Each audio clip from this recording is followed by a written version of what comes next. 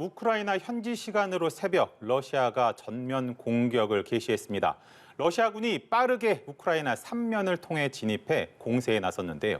이에 우크라이나 군도 응전하면서 전면전 양상이 현실화됐는데요. 오늘 이 시각 엄구호 한양대 국제학대학원 교수와 자세한 내용 살펴보겠습니다. 어서 오시죠. 어서 오십시오. 안녕하십니까. 일단 현 상황을 보면 전쟁 국면에 접어들었다 이렇게 봐도 되는 건가요?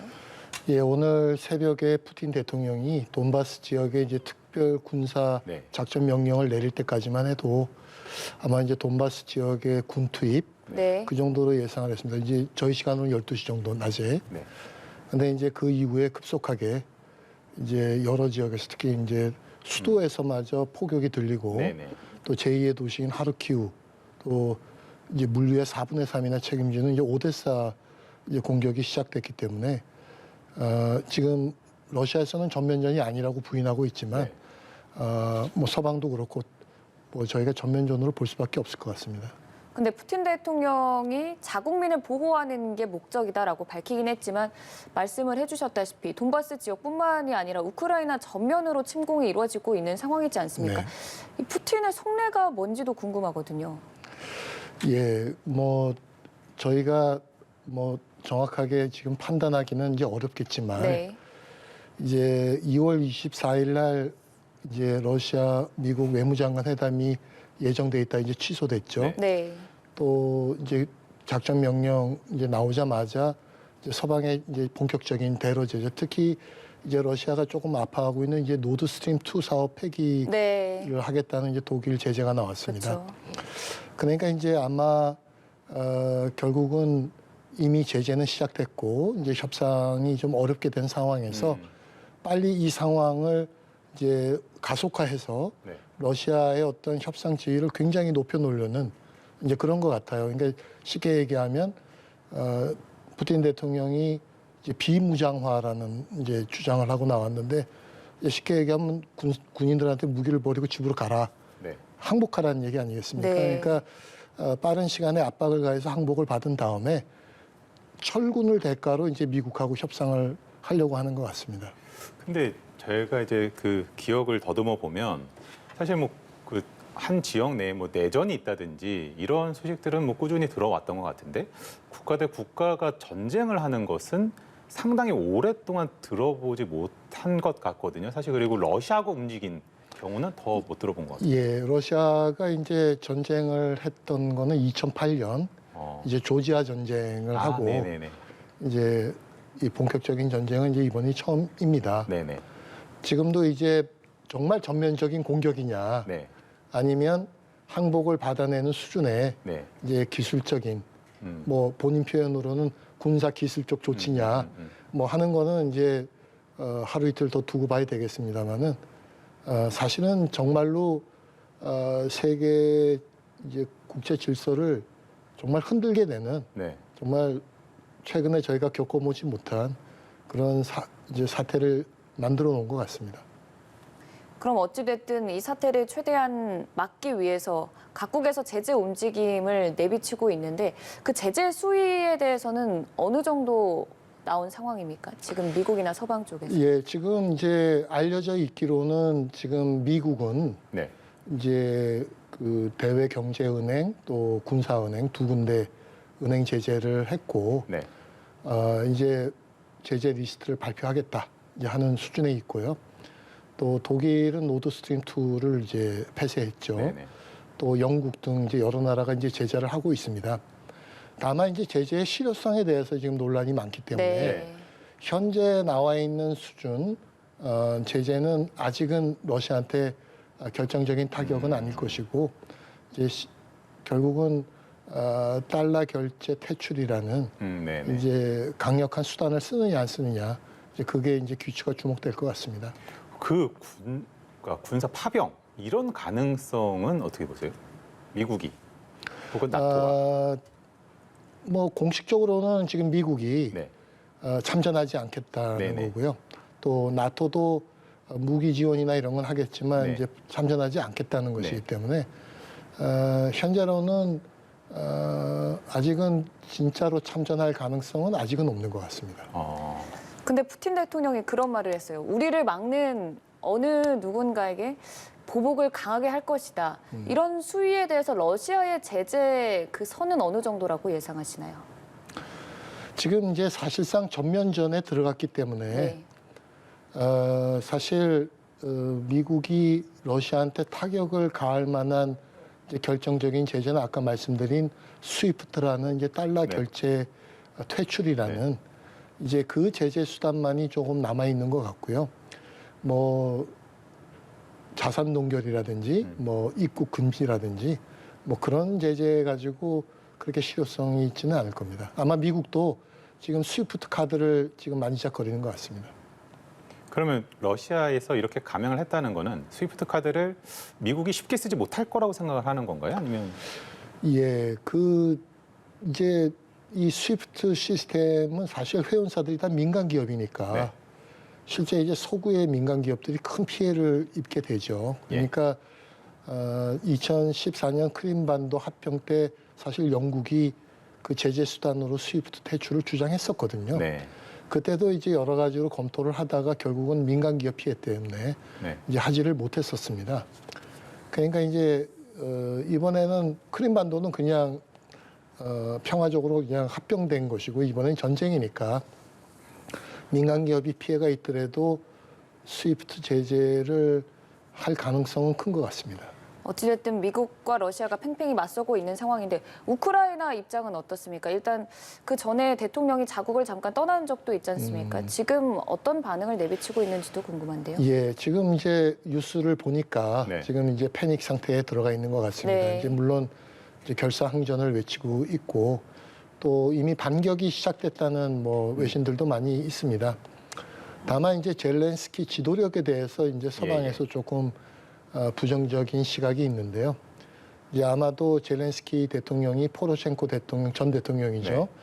그 돈바스 지역에 관한 휴전 협정, 저희가 이제 미스크 2 협정이라고 하는데 그 협정 개정을 요구하고 있고 또 미국 방문을 통해서 미국과의 이제 군사 협력을 굉장히 강화했고요. 특히 비나토 동맹 지위라는 그러니까 이제 미국이 전면적으로 군사 협력을 할 수 있는 지위를 얻어냈습니다. 이제 그게 아마 러시아한테도 이제 큰 부담을 줬는데 이제 서방에서의 평가는 좀 너무 급격하고 좀 서두르는 걸 했다. 지금 우크라이나의 상황에서 이렇게 급격한 이제 방향 전환이 좀 우크라이나 안보 위기를 초래한 측면도 있지 않을까. 뭐 그런 부정적인 시각도 있는 것 같습니다. 일단 푸틴 대통령이 우크라이나 민간인들에게 위협은 없을 것이다 단언을 한 상황인데 현지에서의 민간인들의 안전 확보된 건 확실합니까? 이제 뭐 외신을 보니까 네. 이제 일단 주요 정부 기관이나 이제 은행 같은 곳에 이제 디도스 공격을 이제 하고 있죠. 네. 또 지금 폭격이 주로 군사 시설이나 이제 국가 시설 같은데 집중돼 있는 것 같습니다. 그러니까 일단 이제 민간 피해를 조금 신경은 쓰고 있는 것 같습니다만 이제 민간 피해가 없을 수는 없을 것 같고요. 네. 이미 교전이 시작됐으니까 그렇죠. 네. 당연히 이제 피해는 나올 것 같습니다. 그러면 이제 또 궁금한 게 이제 그 우리 외교부나 또 뭐 열심히 거기 남아 계시 어쩔 수 없이 남아 계실 수밖에 없는 그 분들의 그런 안전을 확보하는데 최대한 노력을 하겠습니다만 지금 보니까 한 곳에서만 터지는 게 아니라 여러 곳에서 터지다 보니까 이분들이 긴급하게 어디로 대피할 만한 시스템이 있나요? 예, 저도 걱정인데 뭐 정부가 세심히 준비를 하리라고 생각은 합니다만 예, 예. 제가 조금 걱정하는 거는 이제 저희가 그 육상 출구로 생각했던 네. 그 르비우 지역이죠. 네. 거기에도 지금 폭격이 있다는 네. 보도가 네. 있었습니다. 그러니까 육상 탈출에도 조금 위험이 있다는 얘기니까 저희가 정말 각별하게 교민 안전 네. 또 모시고 나오는 문제를 잘 준비를 해야 되겠습니다. 말씀을 들어보면 러시아가 지금 전면적으로 침공에 나서고 있는 상황인데 러시아와 우크라이나 병력에 있어서도 규모 차이가 상당할 것 같거든요. 이게 대치가 될 수 있는 상황인 겁니까?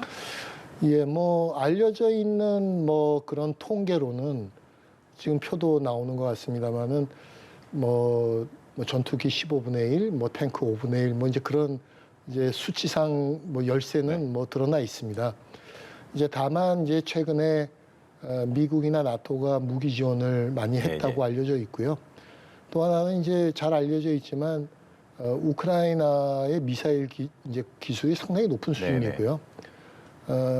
뭐 북한의 ICBM이나 KN-55 뭐 중거리 미사일 엔진이 뭐 우크라이나 엔진이라는 뭐 보도가 있을 정도로 사실은 그런 뭐 군사 기술도 갖고 있는 국가이기 때문에 반격의 정도는 저희가 2, 3일 좀 봐야 될 것 같습니다. 러시아가 갖고 있는 저런 무기들이 사실 뭐 소련 시대도 있었고 어찌 보면 좀 약간 재래식 무기들이 많은 상황인 건가요? 좀 노후가 좀 됐나요? 아니면 다 최신식인가요? 사실 푸틴 대통령이 집권해서 가장 신경 쓴 부분이 무기 현대화고요. 네. 또 진짜 기술인지 아닌지 모를 정도의 뭐 예를 들면 초음속 미사일이라든지 저공 뭐 미사일이라든지 그런 걸 매년 발표하고 있기 때문에 이제 사실은 러시아의 이제 군사 기술은 어쩌면 미사일 부분이나 이런 데서는 미국을 뛰어넘는 그런 기술이 있을 수도 있을 것 같고요. 또 이제 지금 전투기나 이제 이런 이제 차세대 전투기 전환 이런 사업들이 많이 이루어졌기 때문에 러시아 또 이제 조지아 전쟁이나 여러 군데서 이제 실전 경험도 갖고 있고 그래서 이제 러시아의 지금 군사 능력은 물론 세계 2위이기도 하지만 이제 상당한 수준이고요. 또 저희가 우려하는 것은 이제 소규모 핵 운영 능력 같은 것도 개발이 많이 돼 있기 때문에 혹시 이런 핵 대응, 이제 물론 미국이 대응하지 않으면 안 하겠지만 이제 그런 우려도 나오고 있는 것 같습니다.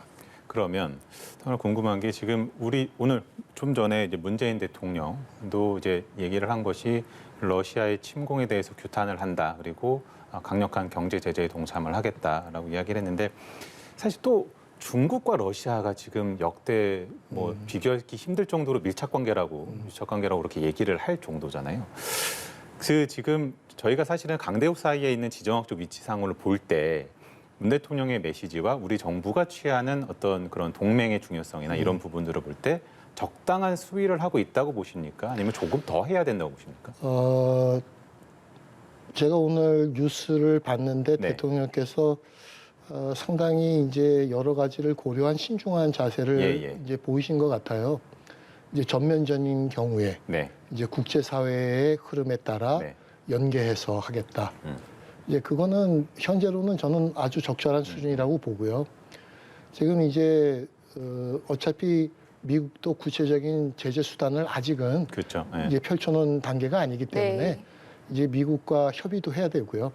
또 국제적으로 또 어느 정도 수위까지 가느냐 하는 여러 가지를 이제 보고 신중하게 결정할 문제이기 때문에 지금 현재 수준에서는 뭐 적절한 대응이다 그렇게 보입니다. 저희가 흔히 얘기할 때 뭐 북중러, 뭐 한미일 뭐 이런 식으로 이제 라인성의 어떤 대치 뭐 이렇게도 좀 표현을 하기도 하고 그러는데 이 지금의 이런 한미 동맹과 굳건한 한미 동맹 그리고 러시아와 중국의 이런 밀착 관계 이게 자칫 중국이 물론 중국 직접 겨냥한 이런 행보는 아닙니다만 저희에게 어떤 약간의 공이 튄다고 할까요? 그런 식으로 해서 저희가 어떻게 좀 경제적으로 피해 보거나 이럴 가능성은 없습니까? 예, 피해 가능성이 상당히 있어 보입니다. 이제 우선 이제 미러 관계가 이제 상당히 악화될 거고요. 이제 미러 관계 악화는 이제 한러 관계 악화로 당연히 이어질 겁니다.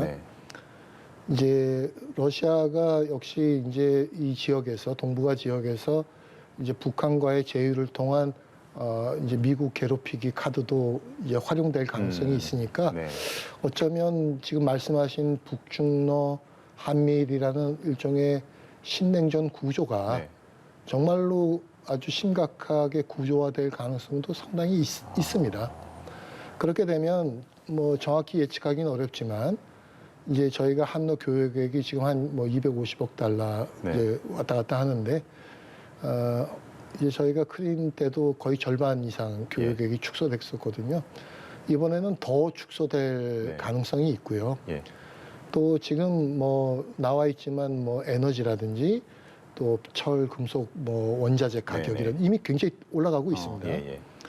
또 곡물 문제라든지 뭐 심지어는 이제 결제 문제까지 터진다면 한국 경제가 상당히 이제 타격을 입을 것 같고요. 더 걱정인 것은 이 싸움이 상당히 장기화된다면 네. 한국 경제에 큰 부담이 된다. 더더욱이 우리가 이제 어떻게 처신하느냐에 달려 있겠지만 역시 중국과 러시아의 밀착이 더 강화된다고 보면 저희가 대중관계에서도 큰 부담을 느끼게 될 거고 그건 또 대중 경제 관계에서도 또 그러니까요. 나타날 것이기 때문에 저희가 정말 이모저모 걱정이 많고요. 정말 대응 방안을 잘 마련해야 될 것 같습니다. 그러면 전문가시니까 그걸 한번 좀 여쭤보고 싶은 게 이제 13일 뒤면 대선이거든요. 대선에 대해서 뭐 정권이 연장이 될지 정권이 교체될지는 결과는 투표를 열어보기 전까지는 알 수 없겠습니다만 다음 차기 정부가 집권을 한 정부가 어떤 이 부분만큼은 꼭 놓치지 말고 챙겨야 한다. 이번 사안과 관련해서 이런 부분이 있다면 어떤 게 있을까요? 좀 두 가지는 네. 꼭 챙겨야 된다고 보는데요. 네. 이제 첫 번째는 우리 이제 기업들이 받는 피해를 그래도 줄일 수 있는 네, 네. 그런 문제를 러시아하고도 협의를 잘 해야 된다고 봅니다. 특히 지금 러시아가 스위프트에 퇴출이 된다면 SPFS라는 이제 자체 시스템을 우리가 미국과 협의해서 어쨌거나 좀 활용을 해야 될 거고요. 그러려면 미국과의 협의 또 러시아의 협의 이런 걸 통해서 해야 되고 또 통상 제재나 네. 이제 기술 제재가 있을 거기 때문에 저희가 뭐 러시아하고 경제협력 관계를 단절할 수는 없는 문제이기 그렇죠. 때문에 예. 이제 새 정부가 미국과 협의도 중요하겠지만 이제 러시아하고도 이런 문제를 잘 이제 협의를 해야 된다고 보고요. 이제 두 번째는 저희가 어쨌거나 북핵 문제라는 큰 부담을 안고 그러니까요. 있습니다. 예. 이제 그런데 지금 이제 미국은 역시 인도 태평양 전략을 통해서 이제 한미일 협력 활성화를 네. 많이 이제 강조하고 있고 이 문제는 또 뒤집어 보면 중국, 러시아하고는 또 외교적으로 더 대립할 이제 한국이 어려운 이제 문제에 직면할 가능성이 크기 때문에 역시 이제 우리가 그런 미국과의 협력 구조도 복원하고 또 잘 갖고 나가야 되겠지만 이제 그런 문제가 이제 러시아하고 중국이 거꾸로 우리에게 외교적 공격을 가하는 그런 것은 줄일 수 있는 이제 그런 여러 가지 우회 방안에 대해서 이제 새로운 정부가 잘 준비를 해야 될 것 같습니다. 알겠습니다. 뭐 이제 임기 말인 현 정부 그리고 뭐 5월 9일에 새롭게 임기를 시작하게 될 새 정부 뭐 3월 9일에 치러지는 대선이 끝이 아니라 그 기간 동안 서로 긴밀하게 협조를 해서 이 위기를 잘 넘길 수 있었으면 하는 바람이고요. 참고로 시청자 여러분께 말씀을 드리면 그 키예프에서의 현재 상황은 저희 연합뉴스 TV 유튜브 채널을 통해서 실시간으로 보실 수가 있으니까요. 궁금하신 분들은 찾아보시면 좋을 것 같습니다. 지금까지 엄고 한양대 교수와 함께했습니다. 고생하셨습니다. 고맙습니다. 고맙습니다.